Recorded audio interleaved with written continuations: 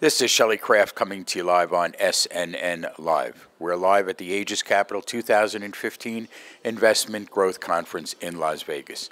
I have with me Ilan Reich, Viatar CTC Solutions. It's a publicly traded company and the symbol is VRTT. Ilan, welcome to SNNLive. Thank you very much, Shelley. Good to be here. It's good to have you. Let's tell the audience a little bit about the company. We're focused on cancer therapy, and specifically removing circulating tumor cells from a person's blood, much like dialysis takes out impurities in the blood. So this would be a 4-hour treatment.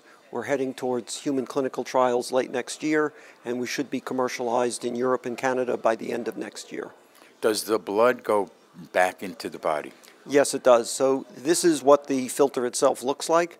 Blood comes in one direction, goes and passes through this filter. The normal cells come through the filter and go back into the body, and the circulating tumor cells stay within the filter, and it's a single-use device, so it's thrown away and the CTCs are thereby removed. So this is a technology medical device that is designed to capture tumor cells? Correct. We've known for a long time that when a primary tumor starts to metastasize, it spits out a lot of cells, literally millions of CTCs daily. And those CTCs contain the DNA of the primary tumor and are responsible for spreading metastasis to distant sites, as well as coming back to the original primary tumor and causing accelerated growth. Where was this technology developed? We developed it originally in collaboration with a major medical center in New York City. We then subsequently updated and upgraded the IP ourselves, and we own all of our technology and IP. We don't have any licenses that we pay royalties on or anything. Now, one of my questions is, so it's a 4-hour process. It runs the entire blood content of the human body in that 4 hours? It actually runs it twice. So, for example, whenever you do any blood-based therapy, the idea is to run it as many times as you can economically. In our case, what works out best is in a 4-hour period, processing your entire blood volume twice.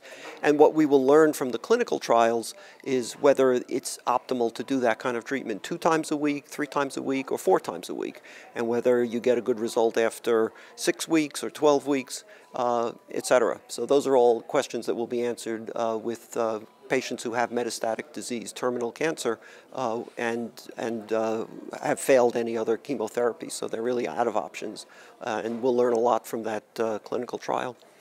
Well, I think you kind of answered my next question a little bit just then. But what I do want to know is, at what point, in your opinion, will the treatment be best used when treating a cancer patient? For ethical considerations, we cannot test it on people who are less than terminal state right now. So that's the initial trial. We will fund and support research by oncologists down the road in finding other indications. So, for example, women who have breast cancer at stage 3, where the primary tumor has been removed and they've gotten chemo and radiation, and then 3 years later, a huge percentage of them might end up with metastatic stage 4 cancer. And oncologists have said to me, well, this would be a great technology to do at stage 3 when they're getting their chemo treatment in conjunction with it, because it might well diminish the tumor burden and we never get them to stage 4. So those are other indications that we'll learn more about as the process develops. So was dialysis an inspiration for this design development? Yes. Originally, the company was founded with technology that we licensed from Columbia University to separate plasma from blood, and that was for an ambulatory dialysis device.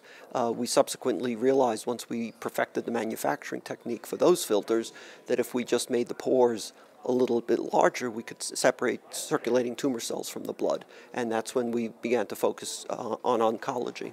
Do you have any animal data?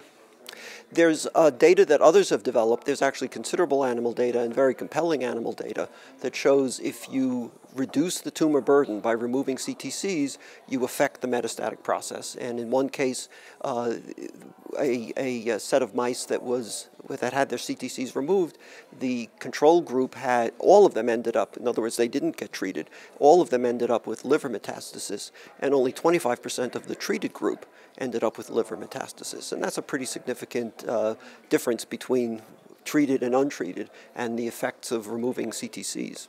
Ilan, what's your background?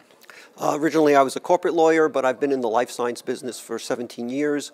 I ran a company called Inamed, a medical device company, 1,200 employees, took it from a $25 million market cap on the pink sheets to a $500 million market cap on the NASDAQ 3 years later. So I've been in life sciences for a while. I ran a DNA sequencing company and then came upon this technology and founded it. I'm a major investor as well. So my last question is from the standpoint of market size. You know, I always like to treat a company with medical device technology fairly. So when you look at the market for this, it's hard to say, but if you gave me a ballpark, what's the size of the market? So stage 4 cancer, metastatic cancer, there are 10 million people a year who are in that disease condition. And 90% of cancer deaths are due to metastatic disease, and we haven't moved the needle on that in decades. So if 10 million people is the addressable market and we have a 1% market share, this device will cost about $150 per treatment once we're in full production. So it would be essentially $15,000 a year to treat patients, and potential market size and revenue for us on a 1% market share is about $1.5 billion. So it's a very, very substantial opportunity, both in terms of cancer patient outcomes and cost to society, because we simply cannot afford $200,000 for some of the new immunotherapy drugs that are coming out. Is there, I got another one. Is there a existing reimbursement code today, or would there have to be one developed? There are codes for blood purification through a process known as apheresis. Those pay about $2,000 a treatment. We think that's far too expensive, and frankly, we're going to aim for a new code that's at a much cheaper level, because we really care about delivering this technology at an affordable cost, both to patients, who are ultimately responsible in most cases for 20% copay, and also for healthcare systems worldwide. We just cannot afford to be spending tens and tens of billions of dollars on cancer care with a lot of these very expensive new therapies. I don't want to hold you to anything you can't say, but let's get an idea. How long to market? Our current program has us getting European and Canadian approval by the end of next year. Subsequently, we would follow up with FDA approval, use the clinical data that we'd be developing in those environments for the FDA approval process, which can take a few more years beyond that.